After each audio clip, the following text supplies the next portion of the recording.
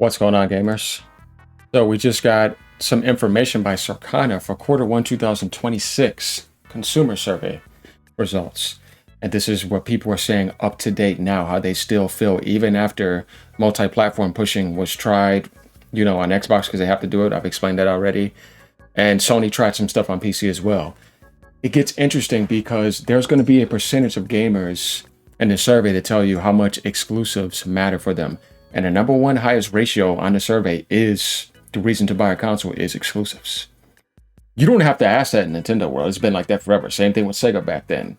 You know what I mean? Originally Xbox, people would get Xbox because of Halo and voice chat back in its days. It's not a question. It's the reason why they did.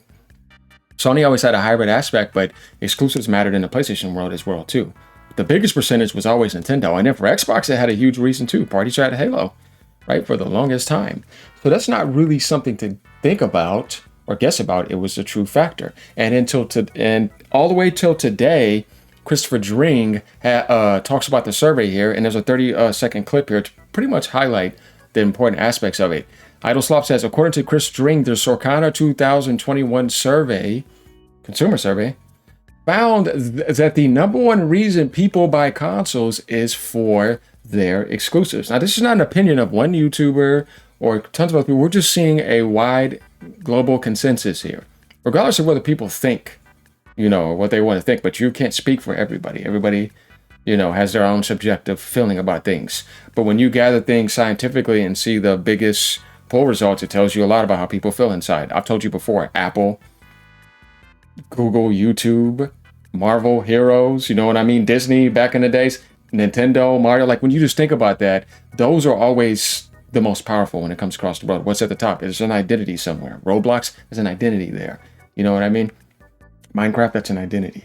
League of Legends, that was an identity. Mario, Pokemon, and they all have a home. So, we're going to see what he says real quick, this percentage is. It gets interesting. What do you guys think the percentage is? Do you think it's like 20%, 30%? Because even that's still pretty high, right? It's going to be interesting. Let's see what he has to say here. Let's just pause this real quick, but pay attention. Exclusives have on consoles. According to Circana's Q1 2026 consumer survey, the number one reason why US gamers play on a console is because of exclusive games. 41% of respondents cited that. We're talking about getting close to 50% of people saying that. 41%, guys.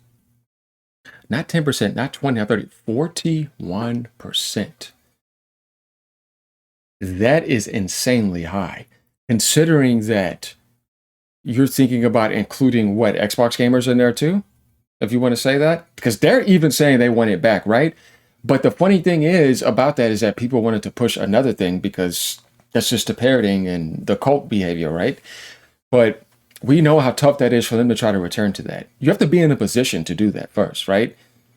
You know what I mean? It's like when you think about exclusivity, like there's a standing on my own power and I'm growing and I'm competing against everybody else that's doing this. It's always been this way. Just like this player is exclusive to the sports team, right? It's not playing no games. You know what I mean? It's like, it's always been that way. And I don't see how that would ever change. No, that's just how competition works. It's the way, competitive growth works to help out. Like, that's what we mean by like competition is healthy. Like good competition, you know what I mean? Not stupid stuff. So Nintendo and Sega used to be like that back in the days, right? Before Sony came on the scenes. But he said 41%. As the biggest reason as to why they play on a console. That is actually a drop of 8 percentage points on Q1 last year, but it's still the number one reason. The number two reason, by the way, is... She said 8% drop, right?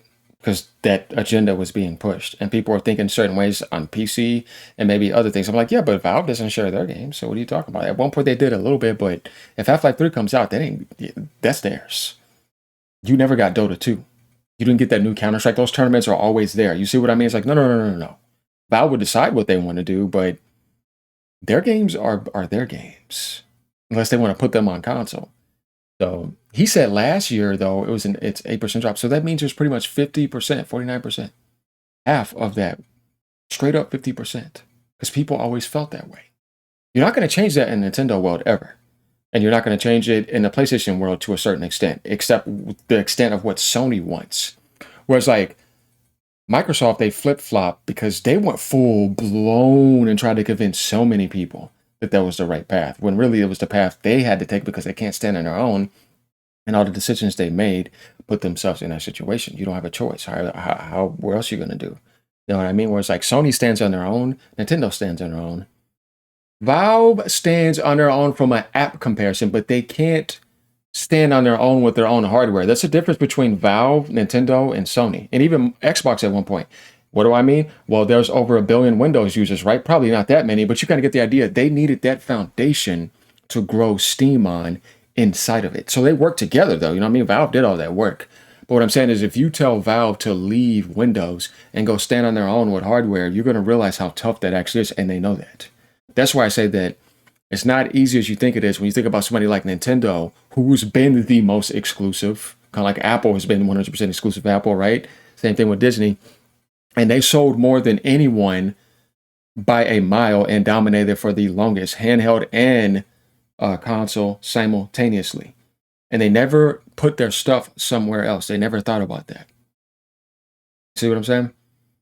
Like, Nintendo is the perfect example of exclusive power in the gaming industry. And it's actually what saved the gaming industry, with Mario selling 40 million copies on NES back in the late 80s and early 90s. Like, that, dude, that's unheard of. That was insane. But because of that, we have gaming being successful today. Exclusives have done so much. Without them, you don't really have a reason to stand like on your own, because you don't have an identity then. And you're just blending with everything else. And it's like, let me see who can get the same game the most on this platform then. No, that would make people think of one box then with everything. Right? Because then the exclusives is gone. That's said, you kill the competition. It makes it boring. Why would you want that? That's like saying I want all the best players on one sports team. Do you know how boring that is? They just run around stumping everything. Like, you saw what happens with that, right? It's like, no. You want as many teams to be as good as possible so that the game could actually be really good and there's some back and forths. Blowouts are boring. Unless it's a team that you're fanboying for, right? But that's what I'm saying. Like, you need the identity, right? You need that exclusive power. So a lot of the world, even today, no matter how much people try to push that in the media when it comes to Xbox mentalities and certain PC mentalities, because they want to get the games that are not available on their platform. It's like, but if it wasn't for the console and exclusive identity, those games would have never got conjured up. They would never manifest because you wouldn't be thinking of exclusivity. Everybody would be generic, just waiting for all third-party games. You know what I mean? That's like saying you want to take away first-party and have it to where there is no first-party identity on a platform and you just want it to be everywhere. Like, it doesn't make any sense in the long term for healthy competition. It kills it all.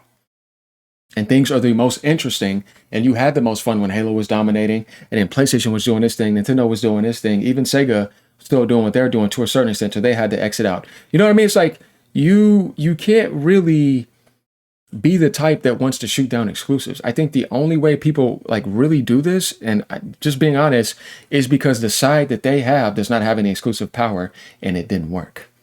And because of that, they want to make it seem like that on the other end. And this is what was going on at the longest against PlayStation and against Nintendo, because Xbox failed. But now all of a sudden, they want to get back exclusive power. You can see the double standard, flip-flopping hypocrisy, and it needs to be called out. And they realize, and they've always realized it, because why would you call back exclusives then? And why would so many people want to get back with that? Except for the people that are still standing with it. Like, oh no, it's Alex. He stands with multi-platform. That's a guy that did not change on that. I could say that he's genuine in that. Because every time I look at his channel, he does not think like that, right? Like when I go to his channel, but I can go to other people and I'll be like, you guys are flip-flopping, right? Whereas certain other people, they're not flip-flopping at all. They really are for that. I'm not for it because I already explained it. But am I going to get mad because a Nintendo game or a PlayStation game goes to PC? No. But am I going to get mad if they start losing their identity power and their sales take up? Yes, that's going to piss me off, because it's like, that's not what I want. I want the highest level of competition across multiple devices as much as possible. I would like the Steam machine to be powerful. I would like Valve to get competitive and start dropping more first-party games. It's like, it's only here now. Step your game up, right? That's what Nintendo's been saying. Now Sony's trying to play that game too, except they tried to test the waters and they did share. Nintendo's never going to do that. You can forget about it. Because like I said, what it does is it gives people the idea to disrespect you and take your game and saying, I'm playing the game on higher settings than you. I don't need you, this and that. They start getting disrespectful. This is a thing in Western society that I don't like, where it's like, You have that because they decided to create it out of their internal process and share it with you. They don't owe you anything. Nobody has to share anything on another platform. If you get that, be grateful. You know what I mean? But if you're the type of guy that has the mentality that you need to stay on this platform and I'm not moving unless they share the game with me, then to me, you're just missing out on the experience. I have everything because I'm a true gamer and I want to play the best games at all times. So wherever they're coming out at, I want to make sure I have that window there or that device so I can say, I'm getting that game. Because that's the most important thing. I'm not there to stare at the hardware and kiss it and, do all this type of stuff and look at it. What is that going to do for me? No, I need to put something in there or download something to see what it's about. The point is the software, the futures and all that makes me want to get that and say, man, I can only get this here, so I have to get it. It's not that I want to do the exclusive war, so you can't get no games on PC. I don't think like that. No. It's just that the best times in gaming ever was when that was going on. And don't lie to me and tell me it wasn't. When Xbox was still alive like that, Nintendo was always alive, PlayStation was always alive, and they all were doing that simultaneously. Sony still had their handhelds too. PC was having some nice exclusives in their worlds too, and it was very interesting. It was just some people can't afford it, so maybe they complain about that. But at the end of the day, you can't get everything anyways. You're not going to go buy every Blu-ray and every single video game possible. No. So that's kind of like my take on it, where it's like, I understand why people want exclusives because I think the game is the best and at its highest peak with it. Let's see what he has to say right here. Because friends and family use the same console. 38% of respondents say that. But regardless, number one reason people play on consoles is because of exclusives. The number one reason. And then family and sharing. You can't tell me no one got a lot to do with Nintendo. You know this. You know they've done a really good job with the family stuff, like in everyone.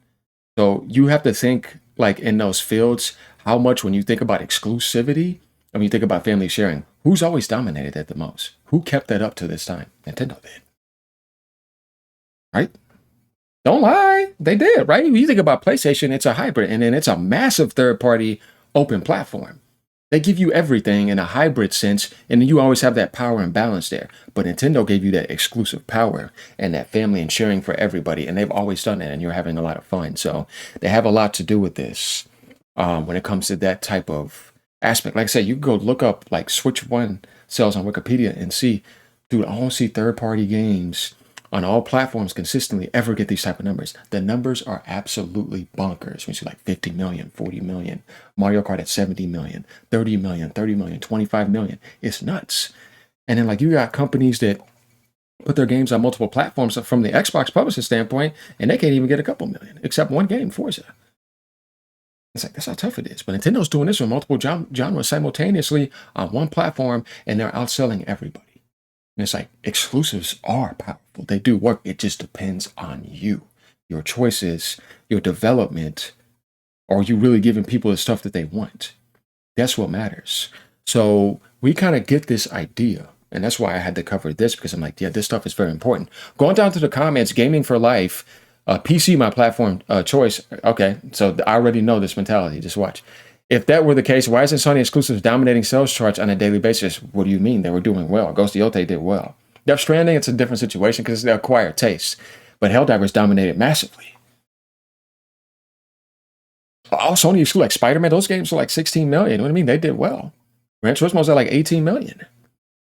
They ain't getting no Nintendo numbers overall consistently, but it's like, no, Sony games did well. It's just that it depends on the way you handle it. It depends on the political interjections, because you know how the PC base is with that. There's a lot of things that depend. But when we saw the chart with the Xbox games going on PlayStation, it depends on your quality and how much that base is interested. You're not going to say the PC mentality is the same as the PlayStation mentality, or the results will be almost similar. They're not the same. That's a lie. Right? The games that they're interested in. No. You can't sell anything to PC gamers. And it also depends on what they think about the platform and the politics. That's a huge thing in today's world. Like, so it just really depends. I think Sony did fine, but PC gamers also are pirates. So that's what I'm saying. If you want to base software sales on the highest degree, go to Nintendo and PlayStation, because that's where you're going to get a more honest perspective. Whether you think they overpay or not, that's not the point. The point is what gamers want to pay for on a higher degree. PC is not going to be the platform that carries everything. They just did a huge job with supporting Capcom games, because Capcom gets to them. But Capcom is the best in the world when it comes to third-party development. You're not messing with them. It says, and when you ask people, can you give me the name of those exclusives? The majority will answer Call of Duty, GTA, FIFA. That's the power of marketing. Many people think they are PlayStation exclusives. Yeah, that would be bad. I know people just think Final Fantasy is a PlayStation exclusive. I'm like, no. Actually, start off as a Nintendo exclusive. They published the first Final Fantasy. Most of these developers you talk about grew up on SNES and NES and all those IPs. Of course it is. This is why you should never trust anything Microsoft says or does. They're completely out of touch and are forcing us into their ways. Xbox felt miserably, so they tried to get us into exclusives are bad as their new nonsense strategy. I agree with him on that. Microsoft is in this for greed and money, just like they did with Windows. They want a monopoly. It's all about power, true. Thing is, games are art. It takes passion and creativity to succeed, and you got to have a soul. Not just AI. Microsoft doesn't have any of that. That's what you get when your company is co-founded by, oh, man. Hey, I understand he's calling out Bill Gates. Chris Dring, here goes this guy. You are tard advocated for the Xbox multi-platform strategy. I called you out then, and I will never let you forget that. Or Chris Dring does stuff like that. So we got a good idea of certain things. Hey, I'm telling you, when it comes to this stuff, you can always expect some full-blown crazy stuff. Let me know what you guys think. Leave a comment down below. What is your take on that 41% and then pretty much 50% last year? You know my take. I've already shared it with you. And I don't care if people get somebody else's games. I just want my experience. Later. Keep on gaming no matter what platform you're on.